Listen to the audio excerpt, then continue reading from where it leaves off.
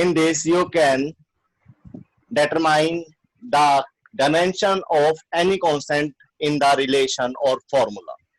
इसके अंदर आप क्या करेंगे, डायमेंशनल एनालिसिस का यूज करके किसी भी कांस्टेंट की डायमेंशंस को फाइंड आउट कर सकते हो. कोई भी रिलेशन आपको दे दिया जाएगा और you have to find the dimension of that.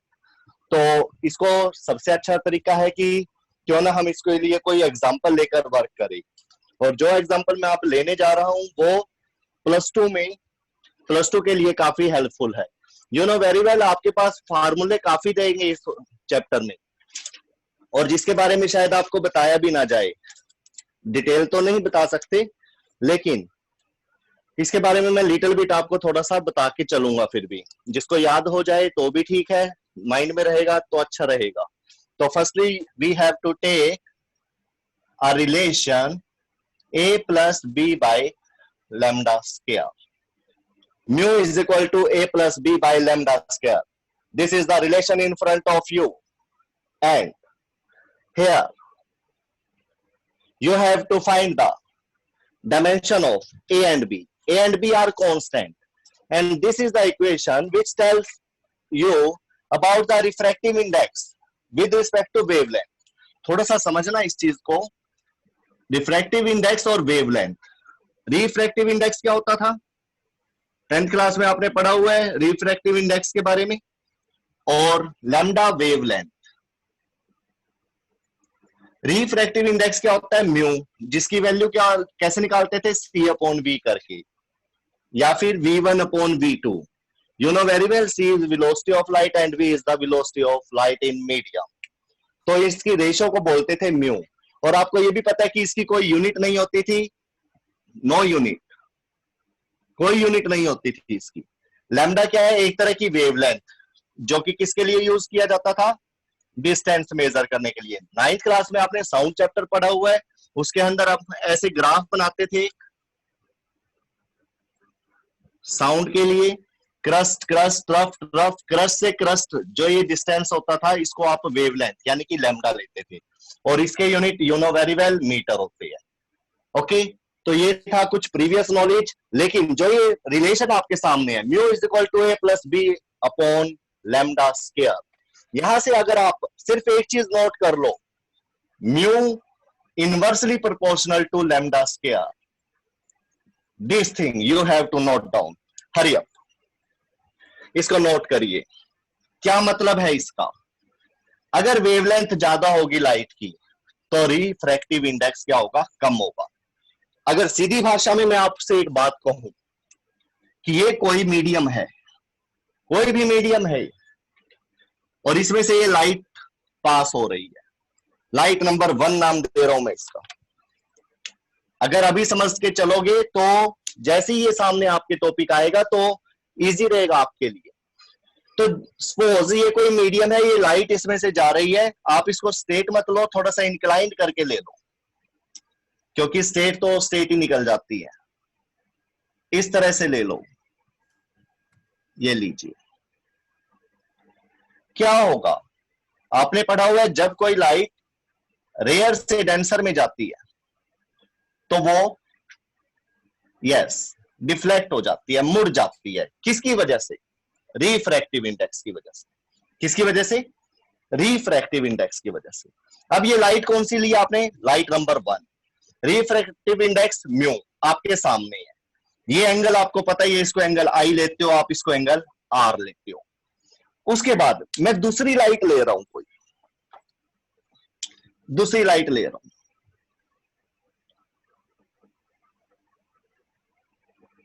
Okay, this is the second light. ये सेकंड लाइट ऐसे गई, ये भी मुड़ गई. ओके, सेकंड लाइट गई, ये भी मुड़ गई. एक काम करिए, जो ये लाइट आपने ली थी ये इसके बिल्कुल पैरेलल ले लीजिए ताकि आपको जज करने में आसानी रहे.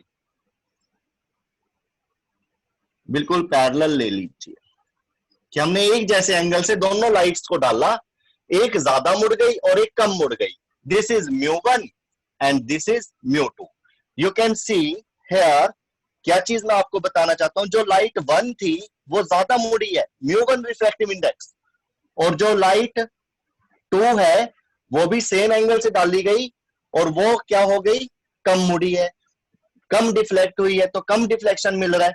तो यहाँ पे आप देख सकते हो कि μ1 की वैल्यू ज्यादा है और μ2 की वैल्यू कम।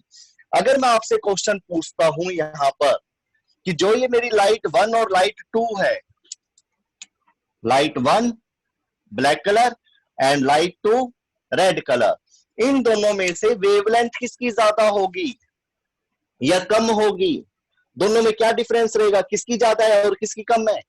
तो ये आप इस फार्मूले के अकॉर्डिंग देख सकते हो कि जिसका रिफ्रैक्टिव इंडेक्स ज्यादा होगा उसकी वेवलेंथ कम होगी और जिसका रिफ्रैक्टिव इंडेक्स कम होगा उसकी वेवलेंथ ज्यादा होगी, because they are inversely proportional to each other, they are inversely proportional to each other. और इसी के साथ मैं एक चीज और लिख रहा हूं, 1/f, इसके बारे में भी आप जानते हो, तो ये रिलेशन आप नोट कर लीजिए। This relation is very very helpful for you in +2, ठीक है, +2 में ये बहुत ज्यादा आपके लिए हेल्पफुल होने वाला है। तो अभी आपने देखा कि वेवलेंथ, आपको पता है there are 7 colours of light, red colour, VIBGYOR पढ़ा है आपने, वॉयलेट, आपको पता है इन दोनों में से सबसे ज्यादा वेवलेंथ किसकी है, वॉयलेट या रेड, तो आप बोलोगे yes, red colour wavelength is more than violet. तो अगर मैं आपसे पूछूं, अगर रेड और वॉयलेट कलर की लाइट को एक साथ किसी मीडियम में डाला गया, रेयर टू डेंसर जा रही है वो, तो ज्यादा कौन सी मुड़ेगी, ज्यादा डिफ्लेक्शन कौन देगी, तो आपने कहना है कौन सी देगी, यस, कौन सी देगी, सबसे ज्यादा कौन सी मुड़ेगी, यस, वॉयलेट, वेरी गुड। तो रिफ्रैक्टिव इंडेक्स ऑफ वॉयलेट ज्यादा होगा और रेड का कम होगा। और ये चीज आपने किस में देख रखी है, प्रिज्म में। प्रिज्म में कैसे कि कोई व्हाइट लाइट आ रही है पीछे से, तो आपने देखा था उसके अंदर से कितने कलर ऑफ लाइट निकले थे, 7, कितने, 7। तो सबसे ऊपर रेड, सबसे कम डेविएट, सबसे कम डिफ्लेक्ट कौन सी हुई थी, रेड, और सबसे ज्यादा कौन सी हुई थी, वॉयलेट।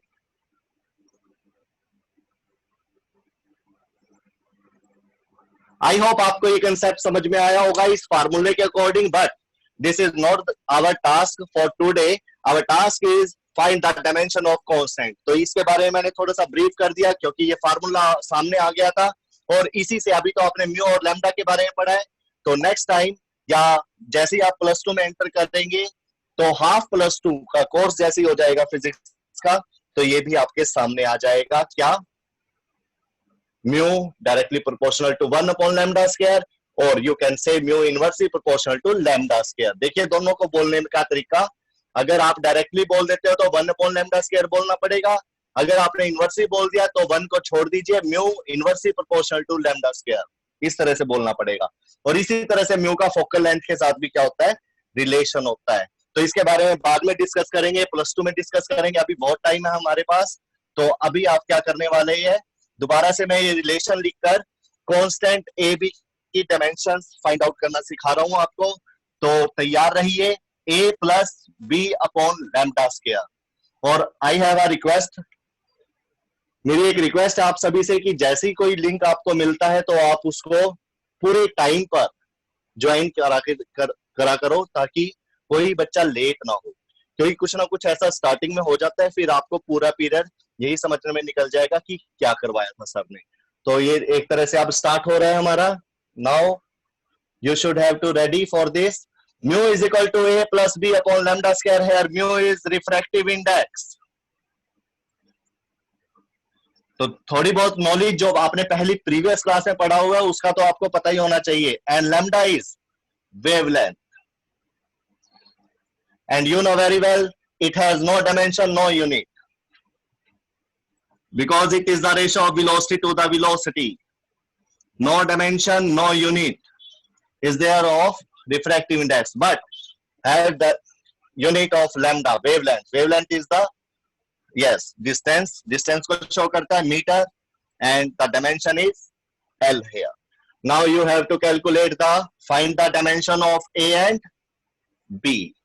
ए और बी की डायमेंशन आपको फाइंड आउट करनी है। तो इस रिलेशन को देखिए, इस रिलेशन में जो प्रॉपर्टीज लगने वाली है वो क्या है, this is M, mass, dimension of mass plus dimension of mass plus dimension of mass. इन चीजों को सीखिए आप।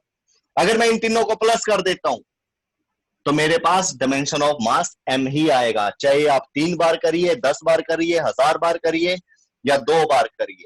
तो आप 2m या 3m नहीं लिखेंगे यहां पर, only m you have to write because this is dimension and unit. Unit आपस में ये देख लीजिए, 4 metre plus 3 metre plus 1 metre, 4, 3 और 1 ये ऐड होते हैं बेटा, मीटर मीटर मीटर ऐड नहीं होते, तो मीटर को सिंगल टाइम लिखा जाता है। आई होप आपने इसको समझा होगा। सेकेंड, अगर आपने इनको माइनस भी कर दिया तो भी m ही रहने वाला है। मींस अगर आप m माइनस m लिखेंगे तो कई बच्चे 0 लगा देंगे इसको। No, you have to write capital M in this way. मतलब आप ऐड करिए सेम डायमेंशन को या सब्ट्रैक्ट करिए, ठीक है। दोनों कंडीशन में आपको वन टाइम क्या करना है, उसी डायमेंशन को लिखना है। एक एग्जांपल और ले रहा हूं मैं आपके सामने। Suppose MLT minus 1 minus MLT minus 1 इस तरह से मिल जाए तो क्या लिखेंगे आंसर आप? Hurry up, come forward and tell me. MLT minus 1. Very good. MLT minus 1. Your answer is again same. आपने क्या करना है, माइनस हो प्लस हो जितनी मर्जी बार हो, तो हर सिचुएशन में हर कंडीशन में इसमें क्या देना है, आपने वन टाइम उस डायमेंशन को लिख देना है। ठीक है बेटा, तो आगे चलते हैं। इसी चीज का यूज करना पड़ेगा अब हमें।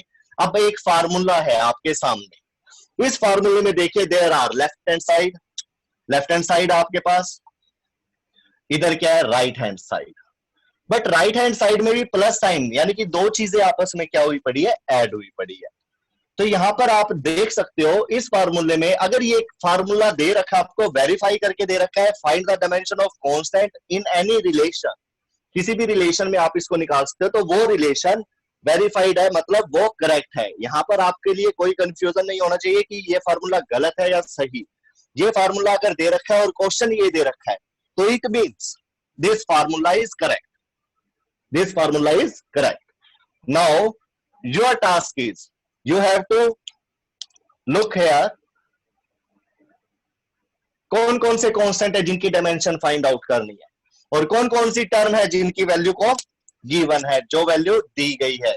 जैसे म्यू रिफ्रैक्टिव इंडेक्स दे दिया और लैम्डा स्क्वायर वेवलेंथ। तो यहां से हमारा फर्ज बनता है, अगर ये फार्मूला सही है, उन्होंने दे रखा है ये, अगर तो मतलब ही नहीं है, ये फार्मूला सही है, तो it means left hand side is equal to क्या होगा, right hand side. Left hand side is equal to क्या होगा, राइट हैंड साइड। मतलब जो इसकी डायमेंशन होगी वही क्या होगी, इसकी डायमेंशन होगी। और दूसरी बात, अभी अभी आपने पढ़ा था, अगर ये 2 या 3 या 4 जितने मर्जी प्लस और माइनस में इक्वेशन हो, तो यहां से एक चीज को देखिए, यहां से एक ट्विस्ट आने वाला है। पहली बात तो जो इसकी डायमेंशन होगी वो इस सब की होगी। इस सब को सॉल्व करके देखिए वही डायमेंशन आएगी, इसको सॉल्व करके देखिए वही डायमेंशन आएगी। तो यहाँ पे आपने सॉल्व करा, नो डायमेंशन, इसकी भी नो डायमेंशन आनी चाहिए। सेकंड, जो ये आपके पास क्वांटिटी है, इसके बीच में ये प्लस है, इस प्लस को देखिए। प्लस का मतलब है अगर मेरी ये वाली डायमेंशन और ये वाली डायमेंशन सेम होएगी तभी तो इसके बराबर आएगी। अगर ये डायमेंशन अलग हो गई, ये अलग होगी, तो ये तो ऐड ही नहीं हो सकते। दोबारा से, इन दोनों की डायमेंशन भी क्या होगी, सेम होगी। तो सेम डायमेंशन होगी, तो आपने इस चीज को क्या रखना है, अगर प्लस या माइनस बीच में आ जाता है तो आपने इसको डिवाइड, मतलब बाइफर्केट कर देना है। कैसे, आपको लिखना है इसको इस तरह से, mu is equal to A, और इसी तरह से आपने लिखना है mu is equal to B upon lambda square. ये चीज आपके लिए नई है और समझने के लिए। अगर इसमें किसी को डाउट हो तो अभी पूछ लीजिए, बिकॉज आगे अगर चलते हैं तो फिर दिक्कत आ जाएगी आपको। Hurry up, any doubt, any problem?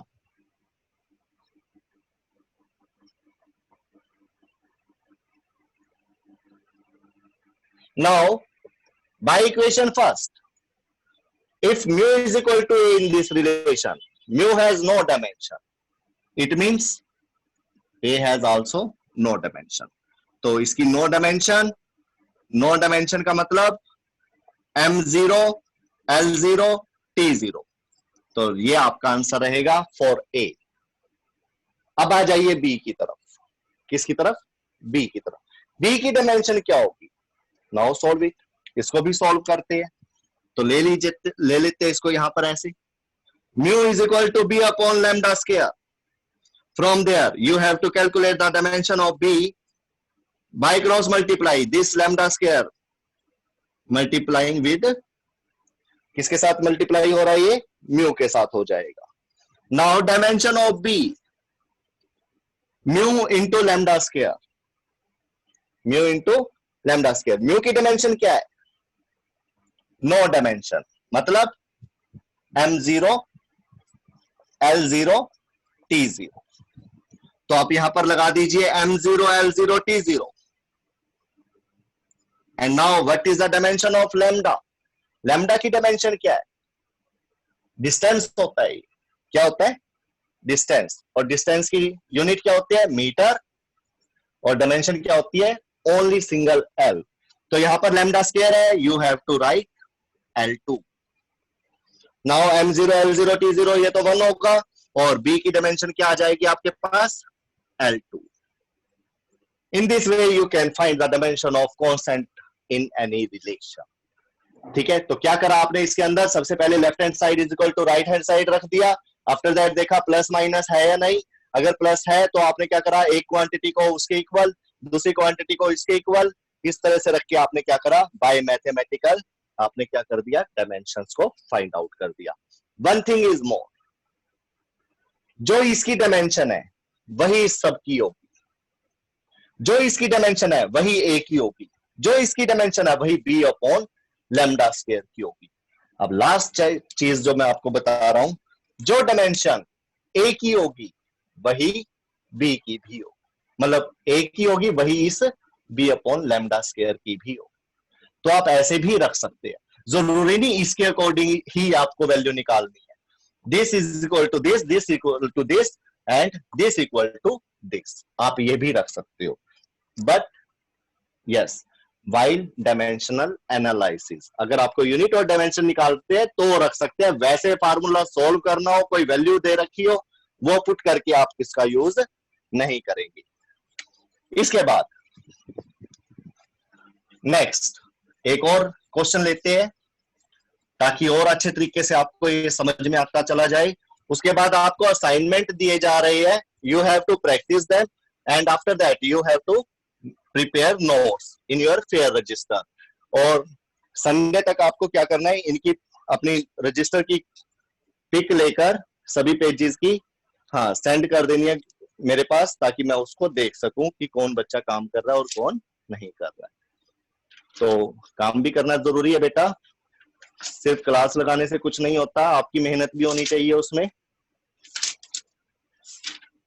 तो नेक्स्ट क्वेश्चन हम ले रहे हैं, यस चलो केमिस्ट्री का उठाते हैं क्वेश्चन।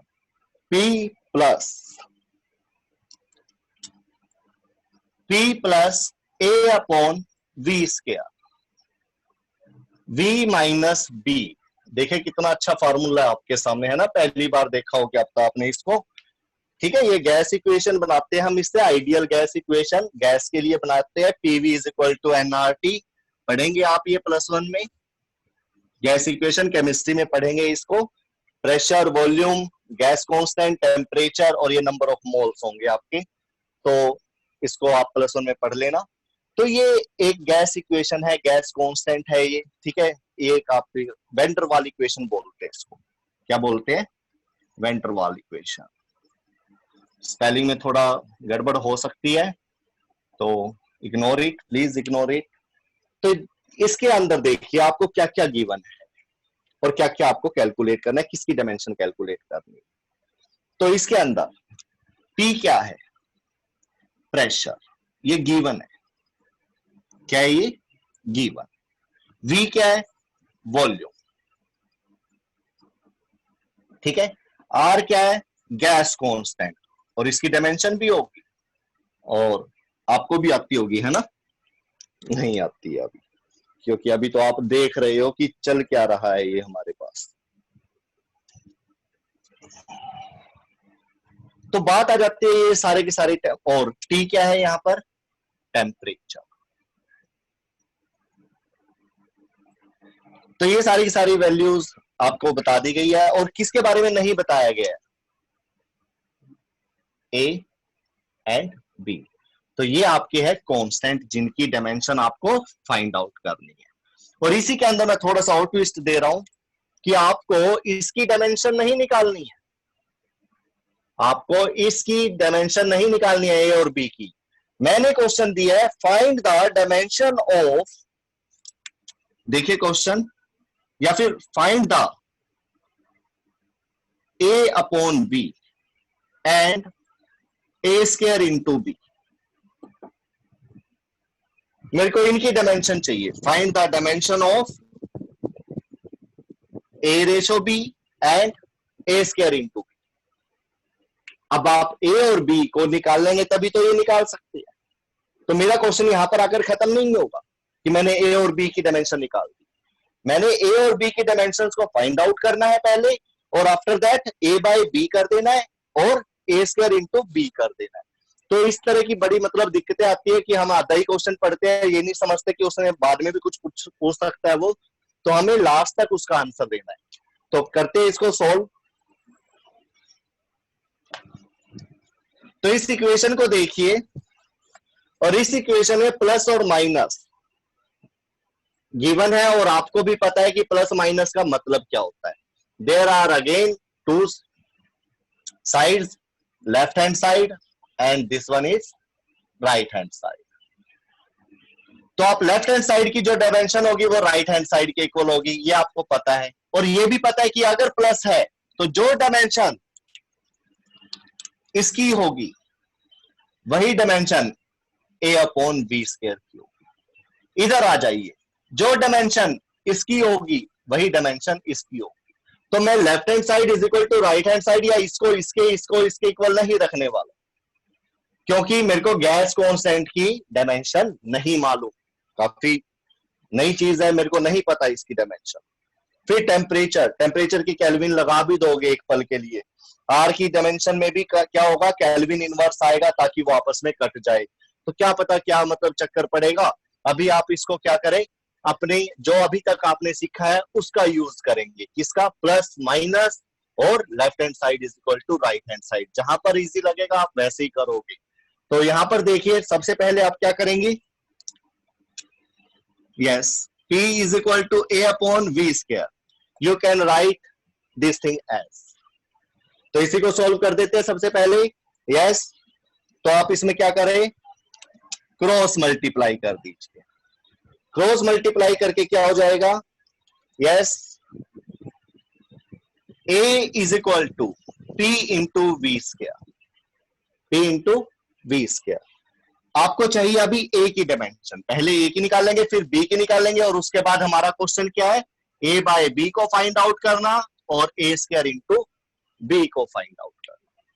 ओके, तो स्टेप बाय स्टेप चलिए, एक बार समझ में आ जाएगा, फिर असाइनमेंट आपको प्रोवाइड कर दिए जाएंगे प्रैक्टिस, और उसके बाद अनसोल्ड असाइनमेंट देने का टाइम आ चुका है, जो कि मैं आपको इन चारों टाइप्स के अनसोल्ड देने वाला हूं और आपको उसको करना है। ठीक है, तो प्रेशर की डायमेंशन क्या होती है, ये भी थोड़ा सा मुश्किल है। अब किसी को पता है तो बताइए मेरे को, otherwise -1 T-2। Very good. Pressure की जो डायमेंशन होती है वो होती है ml-1 T-2। Good, ml-1 T-2। और वॉल्यूम की क्या होती है, L3। L3। बेटा और भी बच्चे बोलो, ये सजल था, सिर्फ सजल बोल रहा है? Yes sir. और भी स्टूडेंट बेटा सामने आओ, 13-14 फार्मूले बताए गए हैं, डायमेंशंस बताई गई है, यूनिट्स। अगर आपको अभी तक वो तैयार नहीं हुई है तो बहुत ज्यादा दिक्कत में आ सकते हो आप, इसीलिए मैं बार बार कह रहा हूं कि डायमेंशंस तो आपको टिप्स पे होनी चाहिए, अदरवाइज देखिए हमें कैलकुलेट करनी पड़ेगी। अब एक बच्चा बोलेगा तो मेरे को बताना पड़ रहा है बार बार, तो करना पड़ेगा। अब करते हैं, अगर आपको बाई चांस प्रेशर की डायमेंशन नहीं पता और आपका पूरा का पूरा देखो आपको स्टेप का पता है मेरे को क्या करना है प्लस माइनस में, तो पूरा क्वेश्चन रह जाएगा आपका। तो अगर आपको प्रेशर का फार्मूला आता है फोर्स अपॉन एरिया, तो जैसे जैसे आप फार्मूले में जाते जाओगे पीछे तो वो इजी होते चले जाएंगे, फंडामेंटल यूनिट और क्वांटिटी की तरफ जाते जाओगे आप, मतलब इजी फार्मूले जो आपको आते हैं। तो आप क्या करो, प्रेशर की डायमेंशन लेने के लिए फोर्स की डायमेंशन इस तरह से लगा दीजिए, अपॉन में एरिया की डायमेंशन L2 इस तरह से पुट कर दीजिए और फिर इसको सॉल्व करिए, आपको यही मिल जाएगा। ठीक है, यानी कि आपको फार्मूले तो बिल्कुल ध्यान होने चाहिए, तभी आप किसी की भी डायमेंशन को फाइंड आउट कर सकते हो। तो दोबारा से इस टॉपिक पे आ जाते हैं। A is equal to P into V. You know very well the dimension of pressure is ml minus 1 T minus 2, and the dimension of volume is L3, but here the square of the volume. So you have to write the dimension of volume in this way, L3 and this square power 2. Now solve it. Dimension of A we can calculate by solving it. Here L3 2 क्या हो जाएगा, solve करिए। मेरे को अभी तक शक है कि कई बच्चे इसमें गलती करेंगे। L6 L6, तो ये मत कर देना, L5 मत कर देना बेटा, यहाँ पर बहुत गलतियां करते हैं बच्चे। देखो मैं बार बार आपको वहां पर जहां पर गलती आप कर सकते हो वहां पर आपको चैलेंज करता रहूंगा, बताता रहूंगा, तो आपने ध्यान से देखना है। While opening the bracket you have to concentrate in this thing. आप L3 into L3 दो बार लिखेंगे, L6 आएगा। Okay, now A is equal to, अब आपने देखना होता है जब आप मल्टीप्लाई कर रहे होते हैं तो m की देखिए m raise to the power कितने गिवन है आपको इस इक्वेशन के अंदर, m सिर्फ एक ही टर्म है और जिसकी पावर +1 है। इस तरह से रख दीजिए, सबसे पहले m वालों का हिसाब कर दिया। Now this is the time of multiplying the term L, length, dimension L. Here the dimension of L has the raised to the power -1 is there and L raised to the power 6 is here. तो आप इसको multiply करेंगे तो क्या लिखेंगे, L -1 plus 6. Now the last and final thing is time. Time single है यहाँ पर, तो आपने क्या रख देना है, T -2. Now A is equal to नहीं है, ये डायमेंशन ऑफ A है। क्या है बेटा, डायमेंशन ऑफ A, क्योंकि A is equal to का मतलब आ जाएगा कि ये इसकी वैल्यू है। तो थोड़ा सा यहाँ पर समझते हुए इन चीजों का ध्यान रखना आपने कि हमें सारी चीजों के नाम पता होने चाहिए और हम क्या कैलकुलेट कर रहे हैं, कैसे कर रहे हैं, एवरीथिंग। तो यहाँ पर M L -1 plus 6, L +5 होगा and T -2. तो this is the dimension of A। किसकी डायमेंशन हो जाएगी ये, A की। तो आपको शायद ये मतलब मेरे ख्याल से समझ में आ गया होगा। इसमें कोई डाउट हो तो बेटा पूछ लीजिए, उसके बाद हम B की डायमेंशन निकालने जा रहे हैं।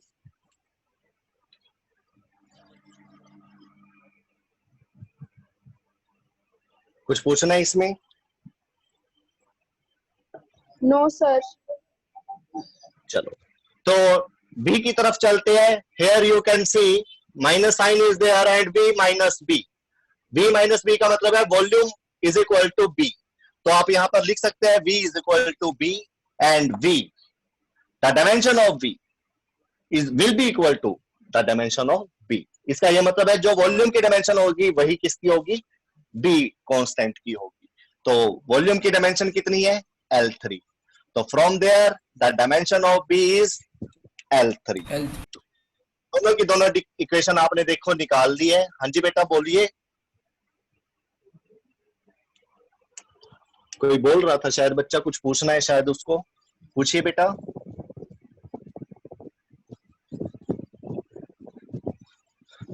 क्योंकि बोर्ड रफ होने के बाद थोड़ा मुश्किल हो जाएगा मेरे लिए। तो दोबारा से क्वेश्चन पर आ गए। अब हम A और B निकालने के बाद भी हमारा काम खत्म नहीं हुआ है, क्योंकि हमारा जो आंसर है वो वेट कर रहा है। ये दो है क्वेश्चन, क्या पता हाफ 1.5 का ये हो और 1.5 का ये हो। टोटली 3 नंबर का क्वेश्चन था। अगर आपने इतना करने के बाद भी इन दोनों को छोड़ दिया तो मे भी आपको सिर्फ एक ही नंबर मिले यहाँ पर। और देखो आगे पूरी की पूरी राम कथा भी बाकी है। तो यहां पर आप a अपॉन b इस तरह से इसको सॉल्व करेंगे, मतलब रहता कुछ भी नहीं है लेकिन मार्क्स कट जाते हैं इस चीज के। और अगर ऑब्जेक्टिव टाइप क्वेश्चन हो तो एक भी नहीं मिलेगा। यहाँ पे स्टेप के तो मिल जाएंगे कम से कम, उधर एक भी नहीं मिलेगा अगर ऑब्जेक्टिव टाइप हुआ तो। हम ए और बी को निकाल के देखते हो हमारा तो आंसर दिख ही नहीं रहा इसमें, तो हम परेशान हो जाते हैं और क्या करते हैं, कहते हैं ये तो गलत हो गया हमारा।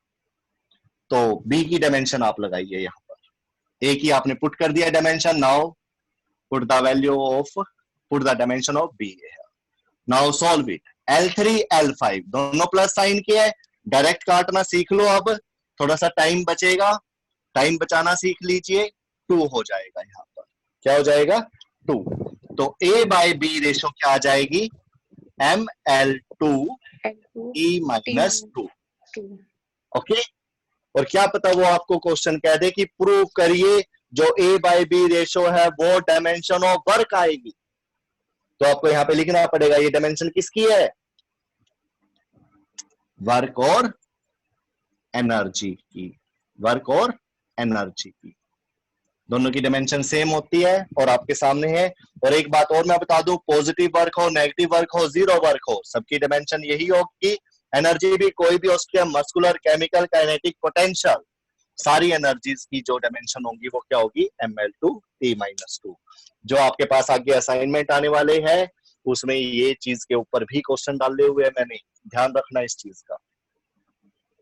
तो next, A square into B.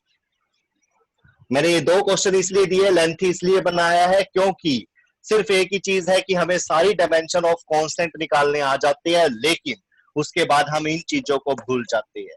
मतलब लास्ट में जैसे रेजिस्टेंस इन पैरेलल का क्वेश्चन नहीं था 10th में, हम उसमें क्या करते हैं, पैरेलल का सारा रिजल्ट निकाल लेते हैं लेकिन लास्ट में रेसिप्रोकल करना भूल जाते थे। सबसे बड़ी गलती यही करते थे कि R1 R2 को पुट करा, सोल्व करते चले गए, ये भूल गए this is that is the value of 1 by R, not R। तो यही चीज मैं बार बार आपको करवाने की कोशिश कर रहा हूं कि A और B की वैल्यू निकालने के बाद भी हमारा क्वेश्चन इनकम्प्लीट है, मार्क्स कम मिलेंगे उसमें बहुत ज्यादा। तो यहाँ पर आ गया है A square into B, this is the another question. क्या होगा इसमें, what is the dimension of A, ML5T-2। और जो भी आपको असाइनमेंट प्रोवाइड किए जाएंगे बेटा उसमें आपको टेबल का यूज करना है। मैं टेबल भेज रहा हूं आपके पास, पहले भी भेज दी थी और अब दोबारा से भेज रहा हूं वही टेबल। आपको क्या करना है, उस टेबल का यूज करना है, लर्न मत करना। लर्न सिर्फ आपको 15, 16 से 20 डायमेंशन ही याद करनी है अभी फिलहाल, और बाकी जो है आपने बस उनको वैसे जब भी आपके क्वेश्चन में कुछ पूछ लिया, मान लो गैस कांस्टेंट ही आ गया, आप गैस कांस्टेंट की हेल्प से करना चाहते हो, तो गैस कांस्टेंट के आपको यूनिट और डायमेंशन नहीं पता, तो you can use at that time this table.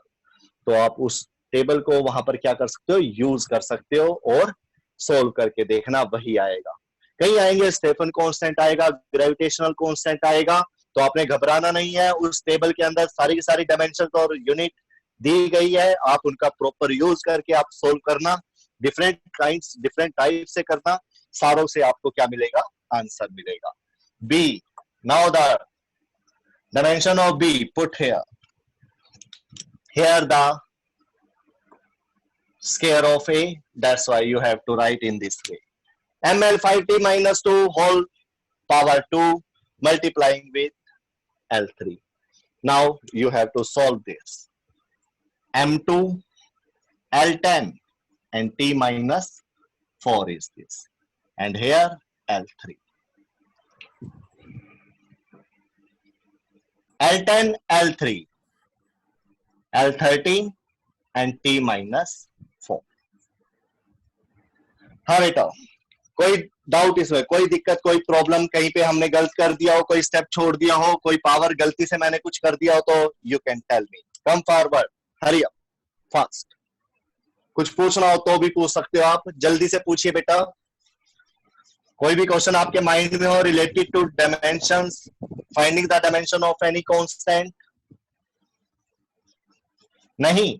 चलो 4 मिनट है हमारे पास, देख लो मैं एक क्वेश्चन आपके सामने लिखने वाला हूं अब, और थोड़ा सा डिफरेंट होगा। वैसे तो असाइनमेंट में मैं दे ही दूंगा इसको, फिर भी आपके सामने है y is equal to 4 sign